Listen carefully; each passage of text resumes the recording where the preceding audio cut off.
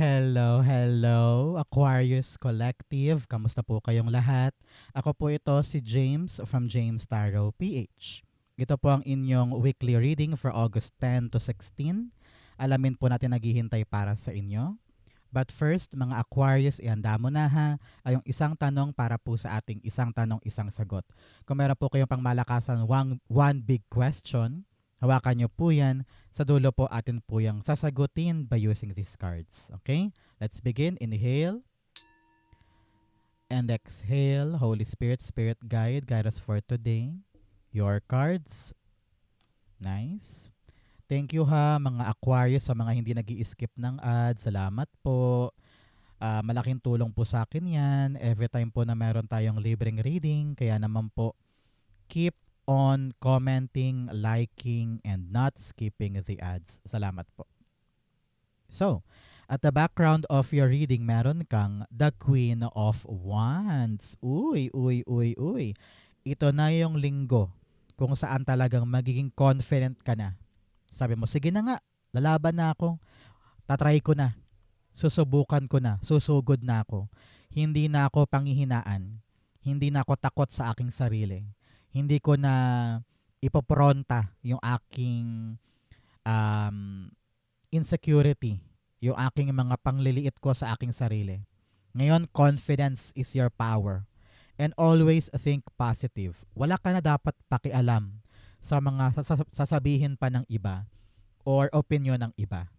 Now is a time to go big, go bold, go braver, and be your best element. Diba? Ano naman kung anong sabihin ng iba? Ano naman kung anong opinion nila? Basta ikaw, alam mo yung gagawin mo, alam mo yung dapat ipanalo mo. So, sugod, laban, kaya mo yan. Okay? Especially here in your core energy. Pinagmumuni-munihan mo pa yung isang bagay kung tatanggapin mo ba, kukunin mo ba, or a-actionan mo siya.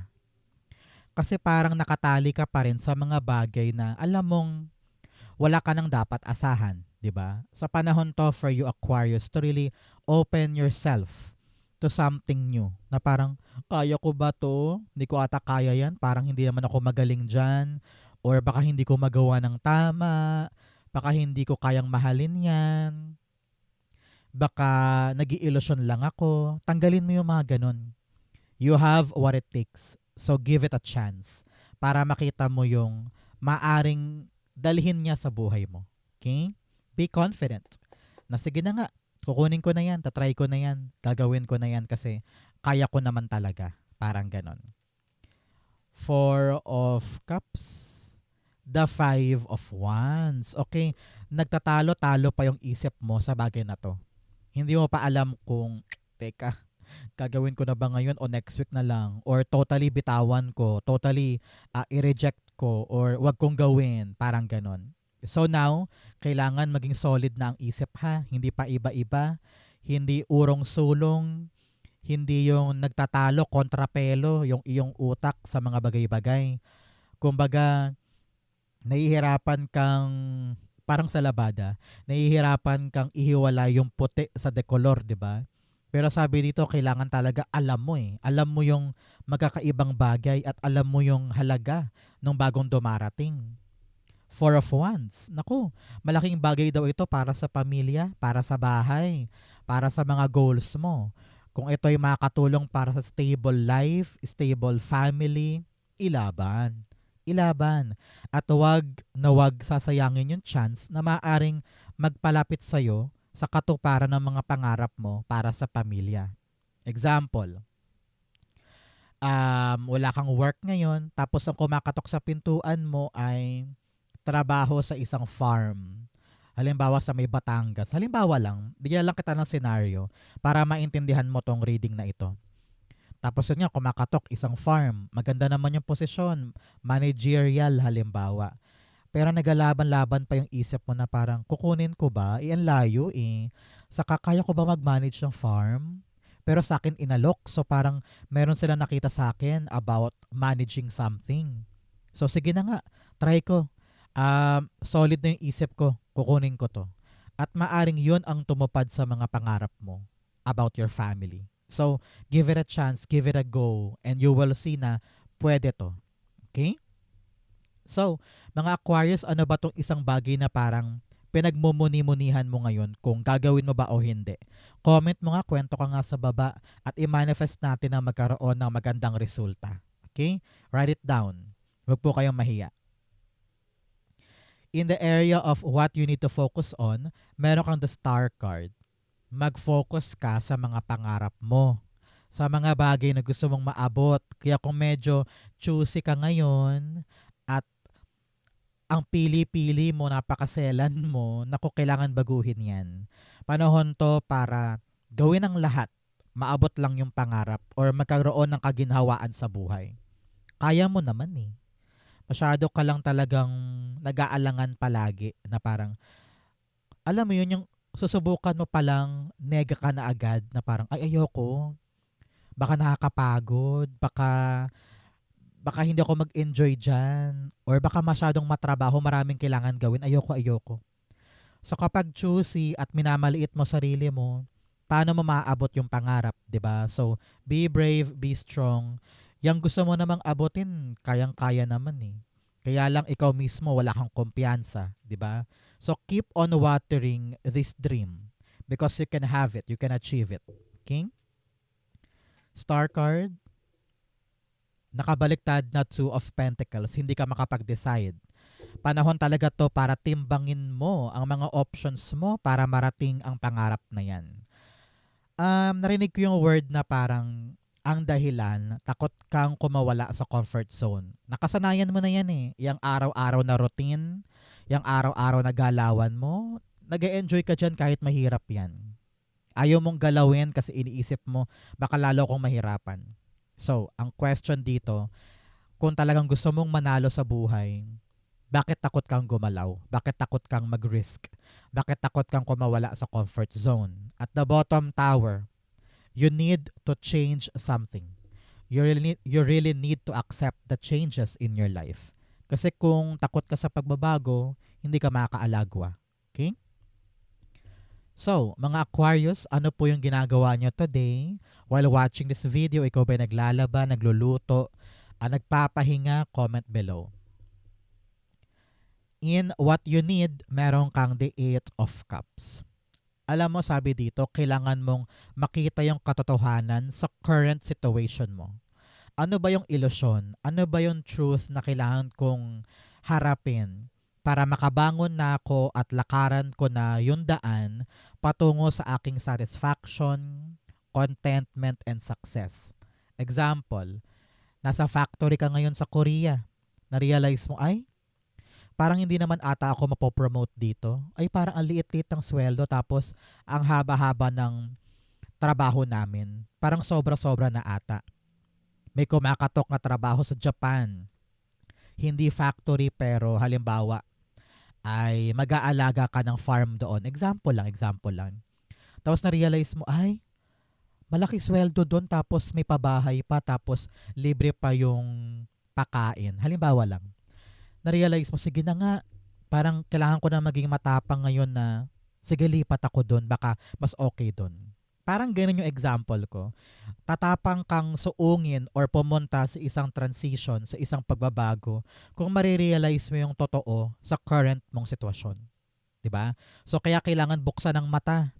Timbangin mo kung ano yung nasa paligid mo para makita mo kung dapat ko na bang baguhin, dapat ko na bang gawin yung isang bagong bagay, tanggapin yung isang bagong bagay, or I will stay here.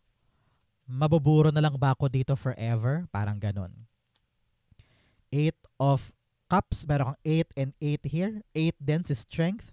Talagang meron kang 8 telling you na you have the power to make yourself abundant. Okay? Kaya gamitin mo yung power na yan to change your life. 8 of Cups, the 5 of Pentacles. Nahihirapan ka na nga, nag-i-stay ka pa. Parang ganun. Struggling ka na nga, pero nandyan ka pa din. So, kaya mong kumawala daw this week sa yung kinakalugmukan na struggle. Kaya mong baguhin ang life mo eh. So, why are you wasting your time on something na talagang hikahos na hikahos ka na? 'Di ba? So, pick yourself up and dumaan ka palagpas sa yung struggles. At the bottom, you have the King of Swords in reversed. Sabi dito, indecisive ka, kaya kailangan magpakatapang. No, hindi ka makapag-decide. Ah, nagbabago-bago palagi ang isipan mo about something. So now, panahon to for you to really sit down, pag-isipan, pagplanuhan, once and for all. Ano ang plano? Ano ang aksyon? Kailangan magkatugma, kailangan gagawin, kailangan confident ka dun. Okay? In the area of what's affecting your current energy, meron ka the strength card. Kailangan mo magpakatapang ngayon. Kailangan mong sumugal ngayon at maging brave enough to accept this new thing. Kahit pa maraming kalaban, kahit pa maraming kaagaw, kahit maraming kakompetensya sa bagay na yan, ilaban mo. Ipakita mo na matatag ako, matibay ako, matapang ako, and I will stop at nothing just to get this win. Parang ganon. Okay? So, ano ba yung hangganan ng tapang mo ngayon, Aquarius? Hanggang saan ka ba kayang tumulay? Kasi kung hanggang dito ka lang eh. 'Di ba? Pero kung mataas yung pangarap mo, kailangan mong lagpasan yung kaduwagan mo this time. Strength card, nakabaliktad na Page of Swords. Sabi dito, kaya ka nahihirapang lumaban ngayon, it's because kulang yung impormasyon na meron ka. Example, may nag-aalok sa'yo ng trabaho sa Canada pero dahil konti lang yung alam mo tungkol doon, nahihirapan kang umoo or suungin yon. So, mag-research ka, magtanong-tanong ka, kalkalin mo lahat para makita mo na, ay kaya ko pala, ay qualified pala ako, ay pwede pala ako doon, sige, gawin ko na. So, armasan ng sarili ng impormasyon para hindi ka clueless, para lalong hindi ka matakot or panghinaan ng loob. Okay? At the bottom, the Seven of Wands. Kailangan mong lumaban ngayon. Kaya kasabay ng laban, armasan ng sarili ng impormasyon. Hindi pwedeng lalaban ka lang nang wala kang alam or hindi mo kinakalkal lahat-lahat, 'di ba? Stand up, fight for this dream, fight for this opportunity. Patunayan mo sa kanila na kaya mong mag-aral, kaya mo mag-adjust, kaya mo matuto para panindigan tong bagay na ito. Okay? In the area of your near future, meron kang the Knight of Pentacles. Sabi dito, dahan-dahan ka lang. Pag abante mo, antabayanan mo ha, mga 14 to 15 weeks after watching this video, panahon to para itanim yung mga pundasyon sa mga ginagawa mo. Example, tinanggap mo na to, itong bagong opportunity, bagong biyaya, kahit pa maraming kaagaw dyan, talagang sabi mo, sige, lalaban ako, kukunin ko yan. Here, sabi niya yung andar mo, dahan-dahan lang. Para kada gawa, kada kilos tama. Kalkulado kumbaga. Para hindi ka magkamali, hindi komplikado, hindi ka mahirapan, hindi ka magkaroon ng obstacle along the way. Narinig ko dito, eyes on the prize. And may mga planong dapat i-double check. Okay? Na parang, tama ba to? Kakanan ba ako kaliwa? Teka, aralin ko muna. O pag kumanan ako, meron kang dadatnan doon. Teka, anong dapat kong sabihin? Ganto ba o ganon? So, yung pagiging metikuloso, pagiging maingat, makakatulong sa iyo yan para hindi ka mahirapan tungkol sa iyong mga plano. Okay? Knight of Pentacles, the World card. World card's all about success, completion, pagbuo, pagtatapos. Kung ano man tong paplanuhin mo na ilalarga mo, makukompleto mo daw yan. Talagang flying high with mission accomplished ang nakasulat. So, congrats po. At the bottom, the Nine of Wands in reverse. Sabi dito, wag mawawala ng pag-asa. Wag bibitaw o wag mag-quit. Okay? Kayang-kaya mo yung itulay hanggang sa matapos mo, hanggang sa maipanalo mo. Napakagandang paalala ito as warning para sa'yo. Na kapag nakuha mo na to, nilaban mo na, diniretso mo na, huwag bibitaw dahil malaki ang chance mong makompleto yan or mapagtagumpayan yan. Okay? In your challenge, meron kang the end card. Nako, meron sa inyo parang laging pasuko. Parang laging ayoko na. Ayoko nang harapin, ayoko nang gawin, ayoko nang ituloy. Yan. Parang gusto mo laging bumitaw, Kapag nahihirapan na, kapag sumeseryoso na, chicken out ka na agad, ayaw mo nang ituloy. So, kailangan dito, Aquarius, you have this fighting spirit na hindi matutuwaran. Matatawaran pala. So, kailangan talaga palaban ka. And you know how to adjust. You know how to maging flexible. Kailangan matutunan mong makibagay, makisama, mamaluktot kung kinakailangan para magawa yung isang bagay. Hindi yung porke nahirapan, suko na, ayoko na. If you have the confidence within you, magagawa mo kahit ano. Matutulay mo kahit ano pang kaharapin mo. Okay?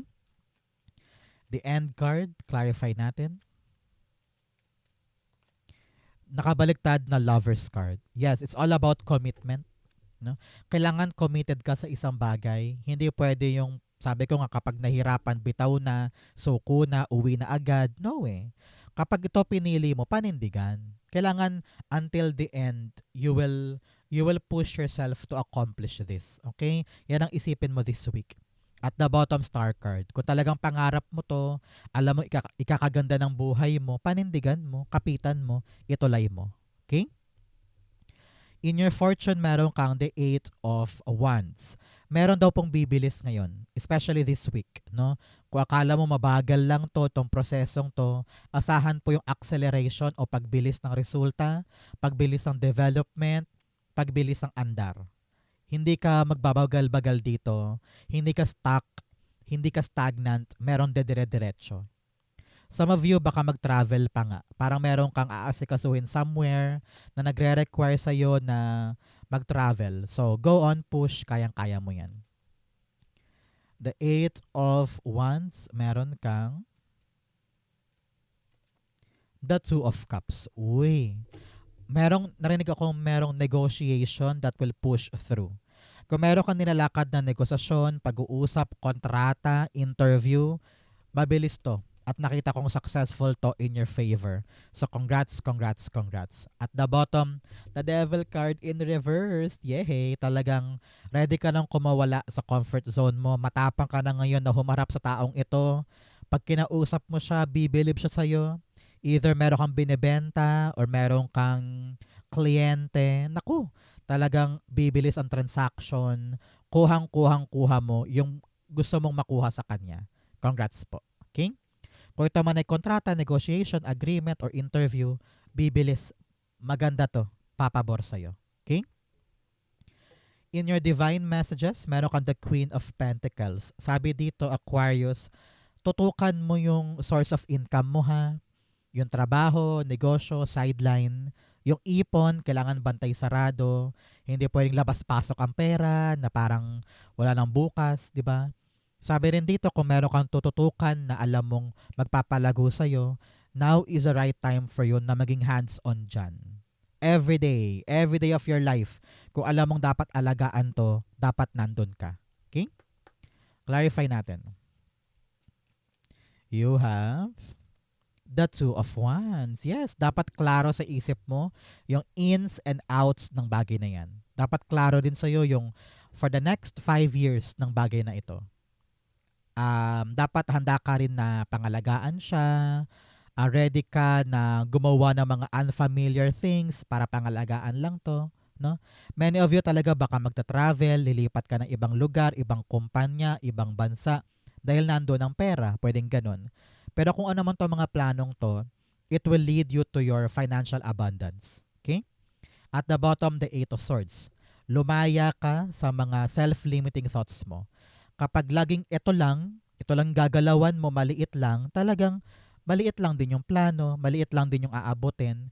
Pero kung lalaksan mo ang loob mo, bibilib ka sa iyong sarili, papanindigan mo yung mga plano at pagtulay sa mga bagong bagay na magpapayaman sa'yo. Magpapalaki ng kaperahan mo o magpapaunlad ng ginagawa mo. Okay? Be brave, be strong, huwag maliitin ang sarili, kayang-kaya yan. If you're planning for expansion, growth, or travel, or shifting from one career to the other, kaya.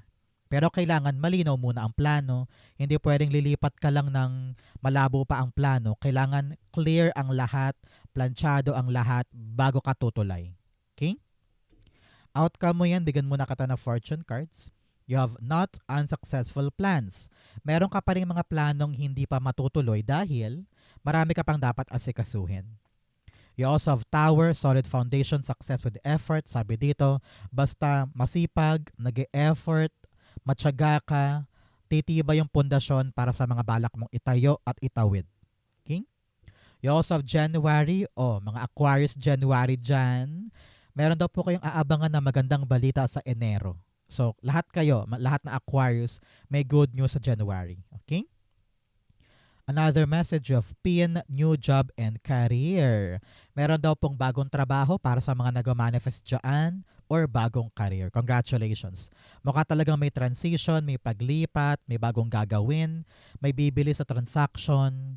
This is something new for you at very, very successful. Okay? Ang outcome ni Aquarius for August 10 to 16, the 10 of Swords. Ending. Ending ng suffering, ending ng problema, ending ng hikahos, ending ng drama. Ito yung moment na sabi mo, babawi na ako, babangon na ako, matapang na ako, nakuha ko na yung right energy, and this time around, kung ano man yung darating sa akin, grab agad. Kasi gusto mo nang makaangat. Congratulations. Kaya kung ano man po yung kinakaharap mo ngayon, asahan na matatapos na yan. Okay? Kaya believe, have hope, talasan mo at pataasin mo yung pag-asa sa puso mo na this time around, babawi na ako. This time around, babangon na ako. 10 of Swords, the 9 of Swords. Okay? Huwag ka masyadong mamroblema. Okay? Dulo na yan. Wala nang mas rururok pa dyan. Pinakamataas na yan.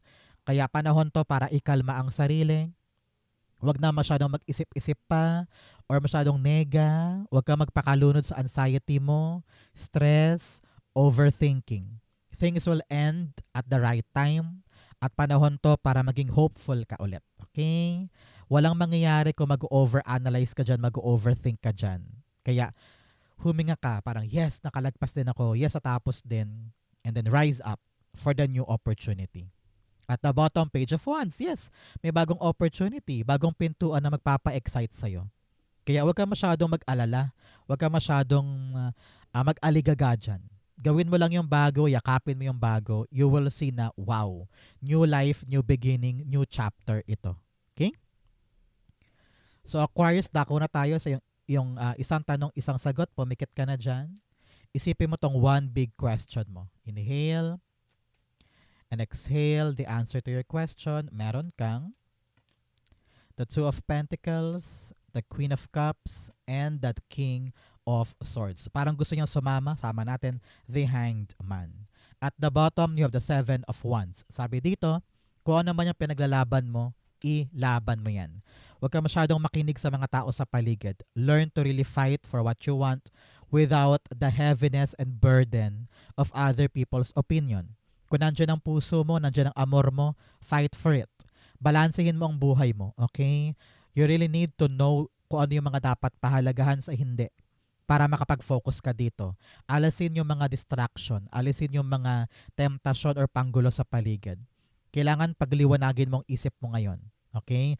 Patungkol sa mga kakaharapin mo. Hindi masama yung maupo muna, pause muna tayo, para makapag-isip ng tamang strategy. Kailangan ngayon matapang ka, matalino ka. Hindi yung bira lang ng bira. Hindi pwedeng laban lang ng laban. Kailangan maupo, pagplanuhan, makita ng maliwanag kung ano yung dapat na aksyon ko sa laban na ito, and put your heart on this. Amor, passion, love, care, kasi alam mong importante sa'yo to eh. And soon, everything will be balanced. Makakaya mo na parang, ay, kaya ko pala, madali na pala to. Makakalaban na ako ng malaki at mataas. So kung ano man yung question mo, fight for it. Alamin sa puso yung bukal na action or effort para lahat magawa mo para dyan. Strategize, pagplanuhan para di ka ma-stuck, and keep yourself balanced and rooted to your grounding. Para every single day makalaban ka dito, malaanan mo siya ng effort. Okay? Maganda siya. So, if you're waiting for a yes or no, the answer is a big yes. Magagawa, makakaya, pero maghanda. Prepare yourself for the biggest battle. Kasi super busy ka dito. Yun ang nakita ko for you. Very busy and many people will challenge you. Many people will be a hinder sa gagawin mo na yan. Kaya patunayan na kaya mo. Okay? You can do this. Be in your best element and take it to your heart. Pag sinunod mo yung puso mo dyan, yung amor mo dyan, magagawa. Okay? So Aquarius, yan po yung isang tanong, isang sagot ninyo. Ganon din po ang yung August 10 to 16. Sa po kayo nakaresonate, comment below. Basahin ko po yan. Thank you Holy Spirit, Spirit Guides for the clarity for today. Thank you rin po mga mahal ko Aquarius for watching hanggang dulo. I love you. This has been James for James Tarot PH. God bless everybody.